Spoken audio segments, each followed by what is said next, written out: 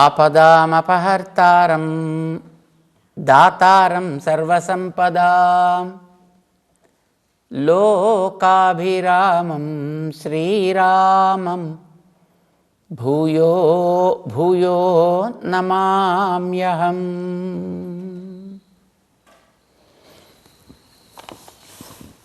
జయ శ్రీమన్నారాయణ. భగవద్గీతలో 3వ అధ్యాయానికి కర్మయోగము అని పేరు పెట్టాడు శ్రీకృష్ణుడు. ఈ కర్మయోగం అనేటటువంటి ఆ అధ్యాయంలో పనులు చేయాలి, కానీ ఆ పనులు చేసేటప్పుడు దాంట్లో కొన్ని కలిసి ఉంటాయి అని చెప్పాడని. ఎన్ని రకాల పనులు ఉంటాయో చెప్పాడు. ఏ రకాల పనులు మనం అసలు కర్మ ఎందుకు అవసరమో చెప్పాడు.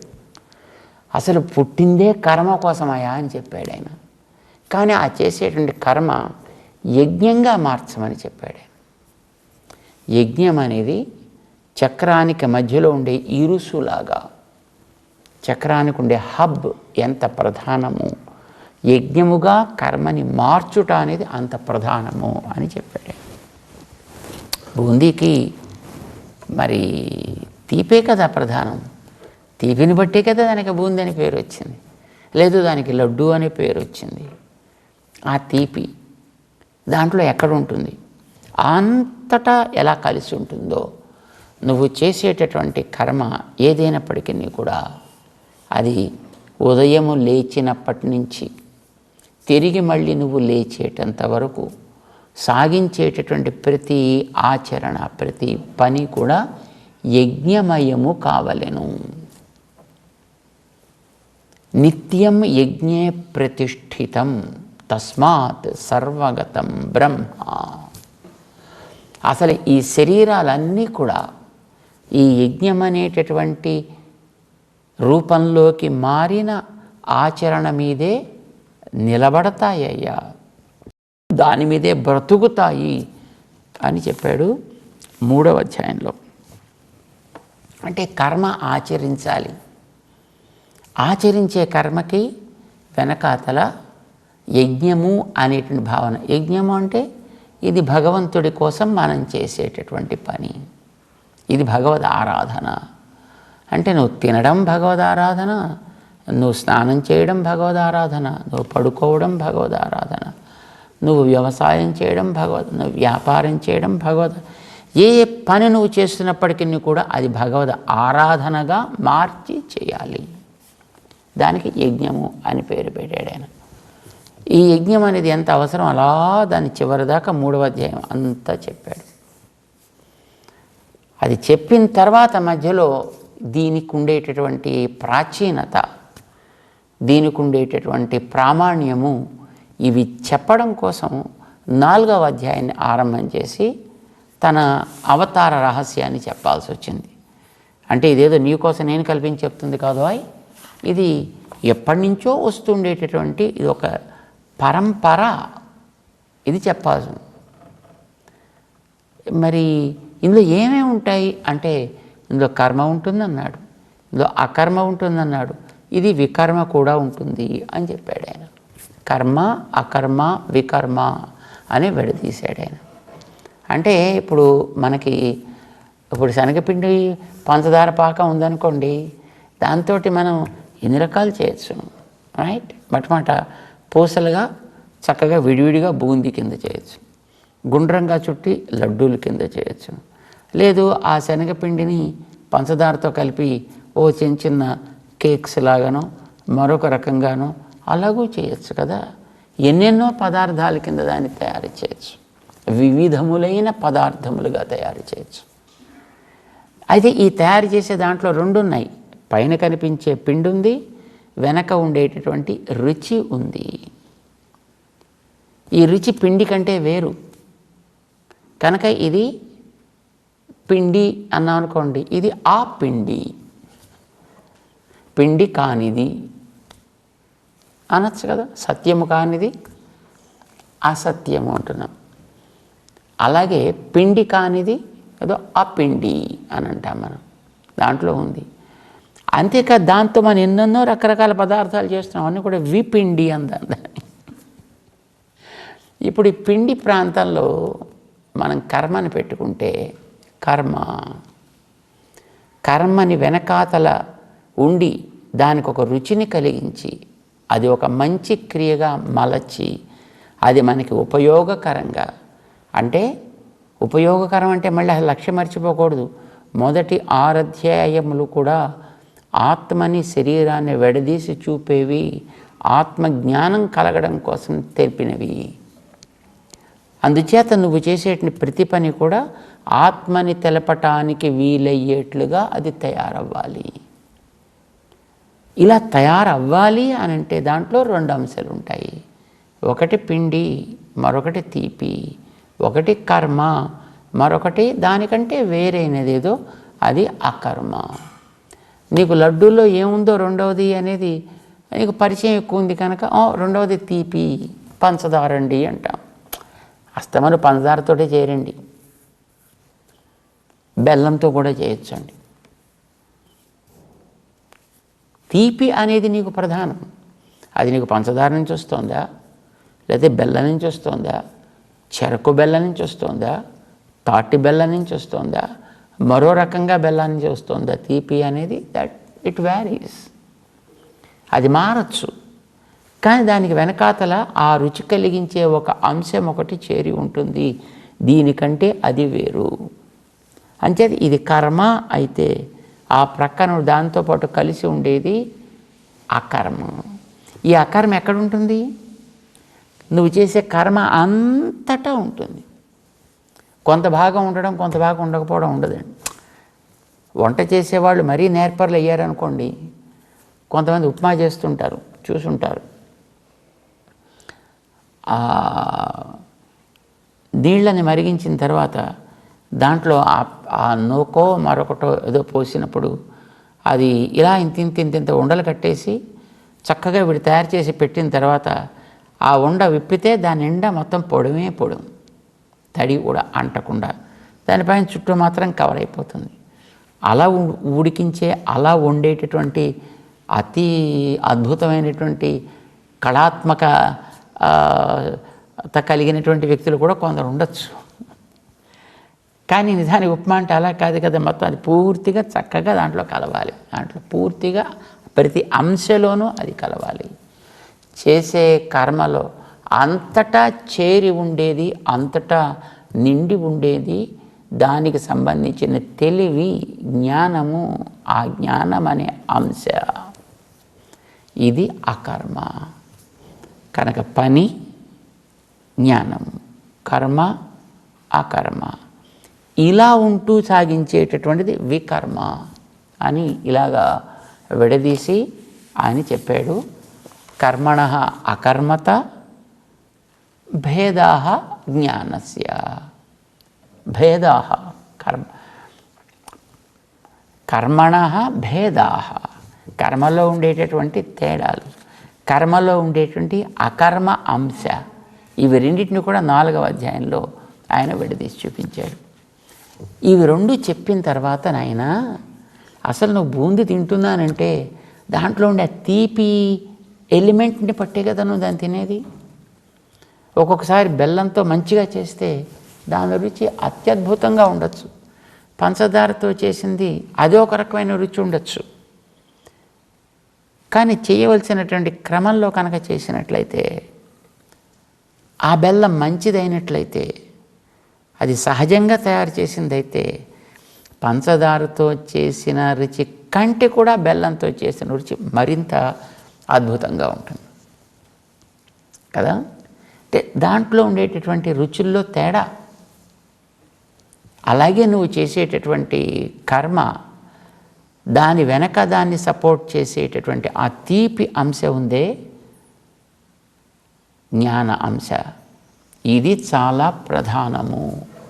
కనుక అది మనకి ఒక పడవ లాంటిది, అది ఒక అగ్నిహోత్రం లాంటిది, అది ఒక కత్తి లాంటిది. కనుక దాన్ని జాగ్రత్తగా వాడుకోవాలి. జ్ఞానం చాలా ప్రధానం సుమా. కనుక ఇలాంటి జ్ఞానాన్ని నువ్వు సాధనంగా చేసుకొని ఆచరించు కర్మని అన్నాడు.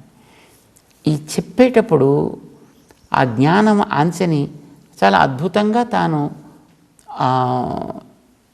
వివరించాడు, దాని గొప్పతనాన్ని చెప్పాడు. జ్ఞానస్య మాహాత్మ్యం, దాని వైభవాన్ని గురించి చాలా స్పష్టంగా ఆయన వివరించాడు. ఇది వివరించేటప్పటికి పాపం విన్న అర్జునుడికి అసలు అదే చాలా గొప్పది, జ్ఞానమే చాలా గొప్పది, కర్మ కాదు. ఎందుకంటే చివరికి వచ్చేటప్పటికి ఆయన చెప్పింది అది, జ్ఞానాగ్ని సర్వకర్మాణి భస్మసాత్ కురితే, కర్మలన్నింటినీ కూడా మొత్తం భస్మం చేసేస్తున్నట్టే ఇంకా కర్మలు మనకు అక్కర్లేదు అనుకున్నాడండి ఆయన. అర్జునుడికి ఎంతసేపు తన దృష్టితోటి తను ఆలోచించడమే తెలుస్తోంది తప్ప కృష్ణుడు చెప్పేటటువంటి తాత్పర్యం అర్థం కాలే. ఇప్పుడు దాంట్లో వేసేయండి, వెనకాతల తీపి అంశం ఎంత గొప్పదో తెలుసునా? ఇప్పుడు ఒకడికి పంచదారతో చేసి పెట్టామండి, బెల్లంతో చేసి పెట్టాం. బెల్లంతో మంచిగా చేసి చాలా రుచిగా ఉంటుంది చూడండి. సో బెల్లంతో కూడా చేసి పెట్టాడు. అది తిన్నవాడికి వా వా వా వా ఏం బాగుందండి అని అనిపించింది. ఏం బాగుంది, ఎందుకు అనిపించింది? దాంతో కలిపిన తీపి అంశ అంత గొప్పది కనుక.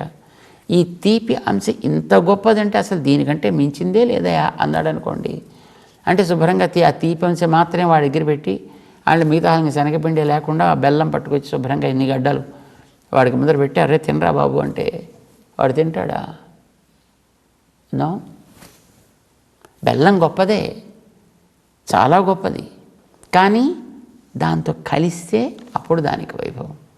పిండితో కలిస్తే జ్ఞానం చాలా గొప్పది, కానీ ఆ జ్ఞానం కర్మనంతటిని కూడా సంస్కరించగలిగేటట్లుగా ఉంటే, కర్మతో చేరి కర్మనంతటిని కూడా యోగ్యమైనదిగా తీర్చిదిద్దగలిగితే అప్పుడు ఈ జ్ఞానంకి మనం ఇచ్చినటువంటి ప్రశంస చెల్లుబాటు అవుతుంది. ఒక్క జ్ఞానం ఉండదు, ఒక్క ఆచరణ ఉండదు. కేవలం ఒక్క కర్మ ఒకటే ప్రధానం అని అనుకున్నవాడైనా సరి అయినటువంటి వ్యక్తి కాడు. కేవలం జ్ఞానం ఒక్కటే ప్రధానం, కర్మ ఒక్కటే ప్రధానం అని అనుకున్నవాడైనా యోగ్యుడైనటువంటి వ్యక్తి కాడు. ఇందులో మనకి రెండూ కావాలి. ఇప్పుడు శరీరం ప్రధానమా ఆత్మ ప్రధానం అంటే ఏం చెప్తామండి మనం? శరీరం ఇంపార్టెంటా ఆత్మ ఇంపార్టెంటా అంటే ఆత్మ ఇంపార్టెంట్ అండి. నిజమే. ఇప్పుడు శరీరం రోగగ్రస్తమై పడి ఉందండి, ఏం లాభం ఇప్పుడు ఆత్మకి? ఏమైనా చేయగలుగుతుందా? ఇప్పుడు ఎవరు ఇంపార్టెంట్? నిజమే, శరీరమే ఇంపార్టెంట్ అండి. చాలా బాగుంది శరీరం, ఆత్మగారు కాసేపు నేను బయటికి వెళ్ళి వస్తాను వెళ్ళిపోయింది. అప్పుడే శరీరాన్ని ఏమంటాం మనం? శవం. దేనికి ఉపయోగపడుతుంది? దాన్ని తీసుకెళ్ళి శుభ్రంగా కాల్చడానికో పాతిపెట్టడానికో పనికి వస్తుంది, ఇంకా దేనికి పనికిరాదు అది. సో ఏది ప్రధానం ఇప్పుడు ఆ రెండిట్లో? శరీరమా ఆత్మ అంటే రెండు ప్రధానమే. ఆత్మ లేకపోతే శరీరానికి ఉపయోగం లేదు, నిజమే. అంత మాత్రం చేత శరీరానికి తక్కువ ప్రాధాన్యం అని అనుకోవడానికి వీల్లేదు కదా. శరీరం లేకపోతే అలా ఆత్మ ఉండే చోటేది? శరీరం లేకపోతే ఆత్మ ఏం పని చేయగలుగుతుంది? కనుక మనకి అర్థం కావాల్సింది రెండు. దేహం ఎంత ఇంపార్టెంటో ఆత్మ కూడా అంతే ప్రధానము. ఆత్మ ఎంత ప్రధానమో ఆత్మకి తన జ్ఞానాన్ని వినియోగించుకోవడం కోసం సాధనమైనటువంటి శరీరం కూడా అంతే ప్రధానం. శరీరంతో చేసే పనిని కర్మ అని అంటాము. దాన్ని యోగముగా మార్చాలి, కర్మ యోగముగా మార్చాలి. ఆత్మకుండే ధర్మాన్ని జ్ఞానం అని అంటాము. ఆ జ్ఞానాన్ని సవ్యంగా వినియోగించుకోగలగాలి, జ్ఞాన యోగము అని అంటాము. సో రెండు ఇందులో మనకి అవసరమే. ఇందులో ఏ ఒక్కదాన్ని కూడా మనం కాదు అనడానికి వీల్లేదు. శరీరంలో ఉండేటప్పుడు ఏదో పని చేయడం దానికి అలవాటు. శరీరం ఇంద్రియాలతో కలిసి ఉంటుంది. ఈ ఇంద్రియాలకి శరీరానికి నీటికి పల్లానికి ప్రవహించడం అనేది ఎట్లా సహజము, గాలికి ప్రసారం అనేటటువంటిది ఎట్లా సహజము, శరీరానికి కర్మ ఆచరణ అనేటటువంటిది అంత అవసరము, అంత సహజము కూడా. అందుచేత జీవుడు ఎంత గొప్ప జ్ఞాని అయినా, ఎంత శక్తి కలవాడైనా, వాడికి దేహం అనేటటువంటిది ఒకటి తోడు పడకపోతే వాడుకుండే జ్ఞానం అంతా వ్యర్థం, వాడుకుండే తెలివి అంతా వ్యర్థం, వాడుకుండే శక్తి అంతా వ్యర్థము. దీన్ని వాడడానికి కావాల్సినటువంటి సాధనంగా శరీరం కావాలి. వాడు దాంట్లో ఉండాలి. అప్పుడు దాన్ని ప్రసరింపచేయగలుగుతాడు. అప్పుడు అది పనిచేయగలుగుతుంది. అప్పుడు అది ప్రయోజనాన్ని, ఒక రిజల్ట్ని తీసుకొని రాగలుగుతుంది. ఇది శరీరం. ఇది మనకి తెలియాలి. దాన్ని ఊరికే కూర్చోబెడతాను అని అంటే ఉండదు. మనం గతంలో శనిగారి కథ తెలుసుకున్నాం. మనం తనకు కావలసినట్టుగా మొత్తం గ్రహాలన్నింటినీ కూడా నేను అమర్చేస్తా అని అనుకుని ఇంద్రుడు తీసుకొచ్చి శుభ్రంగా ఎవడెవడు ఏ దిక్కులో ఉంటే తనకు అది మంచి ముహూర్తం అవుతుందో తన ఖాండవ వనాన్ని దానికి బీజారోపణ చేయడానికని ఆయన గ్రహాలు బాలేవని గురువుగారు చెప్తే వినకుండా అవన్నీ నా చేతుల్లో కదా అని ఏది ఎటు చూస్తే ఎలా ఉంటే తనకు అది క్షేమకరం కరెక్ట్గా అలా నిలబెట్టేటాడు. మొత్తం వాళ్ళందరినీ కట్టి బారేసి మళ్ళీ కదలకుండా, వాడిష్టం వచ్చినట్టు తిరగకుండా, వాడిష్టం వచ్చినట్టు ఆడకుండా అందరినీ కట్టిపెట్టాడు స్తంభాలకి. నేను మళ్ళీ తిరిగి వచ్చిన తర్వాత అప్పుడు చూస్తాను మిమ్మల్ని అని అన్నాడు. తన తను ఆ శాపలింగ్ సెలబ్రేషన్ ఆ వృక్షారోపణ చేయడానికని బయలుదేరి వెళ్ళాడు. 9:05 ముహూర్తం అని అనుకోండి. 9 సెకండ్స్ దాకా ఎక్కడ వాళ్ళు అక్కడ అలా ఒగ్గబట్టుకొని నిలబడి ఉన్నారండి. ఇంద్రుడు అయితే వెళ్ళిపోయాడు. అక్కడ ఆ పక్కన కాపలా పెట్టాడు వాడిని, ఎవరో జాగ్రత్తగా చూస్తుంటారు అని. కానీ ఆ మొక్క సరిగ్గా నాటే ఆ క్షణానికి పాపం శనిగాడు నిలబడి ఉన్నాడు. వాడు ఒంటికాలు వాడాయా అసలు అందులోనూ ఎంతసేపు నిలబడి ఉంటాడు కనుక పాపం ఇంకా నిలబడలేక టక్మని పక్కవాడి పడ్డాడు. పక్కవాడి మీద పడాలని పడలే, పాపం ఏదో పడ్డవాడి పక్కవాడి పడ్డాడు. వాడి పక్కవాడు, వాడి పక్కవాడు, వాడు ఆ పక్కవాడి మీద పడ్డాడు. సరిగ్గా వాడు మొక్క ఈ లోపల నాటే ముహూర్తానికి ఎవడెవడు ఎక్కడెక్కడ ఒరిజినల్గా ఇంద్రుడు నిలబెట్టడానికి ముందర ఉండాలో వాళ్ళు ఈ పడపోయినటువంటి గడబిల్లో అలా చేరిపోయి అక్కడక్కడ చేరిపోయారు. దానివల్లనే అందంగా పెరిగినటువంటి ఖాండవ వనం అంతా శుభ్రంగా అగ్నిహోత్రానికి దగ్ధమైపోయింది, మొత్తం గాలిపోయింది. ఆ తర్వాత ఎంక్వైరీ చేశాడు ఇంద్రుడు గారు, ఎందుకు ఇలా అయింది, అందరు నిలబెట్టాను కదా అంటే, ఒరే బాబు వాడు నిలబడలేకపోయాడు అని సేపు నిలబడి ఉంటాడు. అలాగా వాడు పాపం ఇటు అటు ఇలా కదిలేటప్పుడే పక్కవాడి పడ్డాడు. వాడు ఈ పక్కవాడి, వాడు ఆ పక్కవాడు, వాడు ఇంకో పక్కవాడి మీద. నవగ్రహాలు చూడండి, ఎవడి మొహం ఒకటి చూసుకోవచ్చు చూడండి. దాంట్లో ఒకడు ఇటు ఉంటే ఒకడు ఇటు ఉంటాడు, ఒకటి ఇటు ఉంటే ఇంకోటి ఉంటాడు, ఇంకోటి ఇటు ఉంటాడు, ఇంకొకటి పైన ఉంటాడు, ఇంకొకటి కింద. మొత్తానికి ఒకళ్ళ మొహం ఒకళ్ళు చూసుకోవాలి కనుక పడ్డంలో వాళ్ళకి ప్రమేయం లేదు, మారిపోవడంలో వాళ్ళకి ప్రమేయం లేదు. ఆ టైంకి కరెక్ట్గా ఎవడెక్కడెక్కడ ఎలా ఉండాలో కరెక్ట్గా అట్లా అక్కడెక్కడ పడ్డారు. వాడు శరీరాలు ఊరికే ఉంటాయా? ఉండవు. చూడండి, కూర్చుని వాడు చూడండి, పక్కన చిన్న పుల్ల తీసుకుని ఆ పుల్లని ఇలా అంటాడు, అయితే ఇలా గోళ్ళు గిల్లుతూ ఉంటాడు, లేకపోతే పక్కన ఉండేటువంటి ఏదైనా పుస్తకాన్ని తిరిగేస్తుంటాడు, లేకపోతే ఆ పక్క వాడిని పొడుస్తూ ఉంటాడు. ఏదో ఒకటి చిన్న శరీరం ఊరికే ఉండనివ్వనండి. ఎప్పుడు కాసేపు కూడా కూర్చోడానికి అవకాశం ఇవ్వదు. చేత ఏదో పని చేయడం దానికి సహజం అయినప్పుడు పని మానేసి దాన్ని కూర్చోపెట్టద్దయా. ఇది చెప్పేది పాపం 4 పని చేయించాలి. కానీ చేసే పని ఏదో మంచి పనులు సెలెక్ట్ చేసుకుని అవి చేయించడానికి దానికి అప్పగించు. మంచి మార్గంలో దాన్ని నడిచేటట్లుగా చేయడం అని. ఇది 4వ అధ్యాయంలో శ్రీకృష్ణుడు అర్జునుడికి చెప్పినటువంటి సరి అయిన ప్రవృత్తి కావాలి. ప్రవహించే దాన్ని ఎప్పుడూ కూడా ఆపకూడదు. అలా దాని ఇష్టం వచ్చినట్టుగా వదలకూడదు. ఇష్టం వచ్చినట్టుగా వదిలితే ఓళ్ళని ముంచును. దాన్ని కనుక ఆపేసినట్టయితే వెనక ఉండే వాటన్నిటిని కూడా ముంచెత్తును. కనుక ఏం చేయాలి? దానిని ఒకచోట అరికట్టి అప్పుడు దానికి తగ్గట్టుగా తూములను ఏర్పాటు చేసి ఆయా తూముల ద్వారా మనం ఆ నీటిని పంపించినట్లయితే తప్పనిసరిగా మనకి అధికమైనటువంటి ప్రయోజనం నెరవేరుతుంది. సో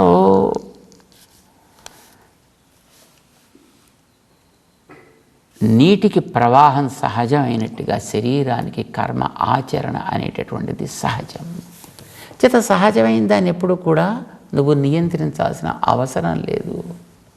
లేదు నేను ఎలాగైనా సరే నిలబెడతాను అని కూర్చున్నా 18వ అధ్యాయంలోకి వెళ్ళాక చెప్పాడు, మిథ్యేష వ్యవసాయిస్తే ప్రకృతి త్వాం నియోక్ష్యతి. ఊరికే అక్కర్లేని బడాయి కబుర్లు చెప్తావు నువ్వు, కానీ అదే నిన్ను తన యొక్క ప్రవృత్తిలోకి ఈడ్చుకుపోతుంది సుమా. అంచేత దాన్ని పని చేయకుండా కూర్చోబెట్టకు, చక్కగా హాయిగా పని చేయించు. అది చేసే పనులు మంచి పనులు, దానికి మంచి పనులు చేసే అవకాశం దానికి ఎలా చేయాలో దానికి నేర్పు. ఇది యజ్ఞముగా మార్చు. దానికి వెనకాతల అకర్మ అనే దాన్ని జోడించు. అకర్మ అంటే జ్ఞానం, జ్ఞానాన్ని జోడించు. కర్మ పూర్తిగా దాంట్లో ఉడికేటట్టుగా చెయ్యి. ఇప్పుడు చేసేటను ఏం చేసినా అది నీకు ఏ రకంగానూ కూడా బంధకం కాదయా, ఉన్న బంధాలని తొలగిస్తుంది, ఆత్మ సాక్షాత్కారం అయ్యేటట్లుగా చేస్తుంది. నీకంటే విరుద్ధంగా ఉండేటటువంటి నీ శరీరాన్ని గురించి అది కూడా నీకు తెలియచేస్తుంది. కనుక జ్ఞానం అనేది చాలా ప్రధానమయ్యా అంటూ 4వ అధ్యాయంలో చేసేటటువంటి కర్మకి ఎందుకు చేయాలి, శరీరానికి అలవాటు కనుక. అలవాటైన దాన్ని చేయించడం మనకు సులభం తప్ప, అలవాటు లేని పనిని చేయించడం అంటే మెరక మీదకి నీళ్ళు ఎక్కించడం లాంటిది, చాలా కఠినమైనది. అంటే నీకు సుకరం, ఇది సౌకర్యం, అలవాటు ఉన్నది, శుభంగా ఉంటుంది, నీకు సహజమైనది. అంచేత పనులు చేయాల్సిందే, తప్పదు. ఉత్త పనులు చేస్తే అది వ్యర్థం, ఊకదంపుడు లాంటిది.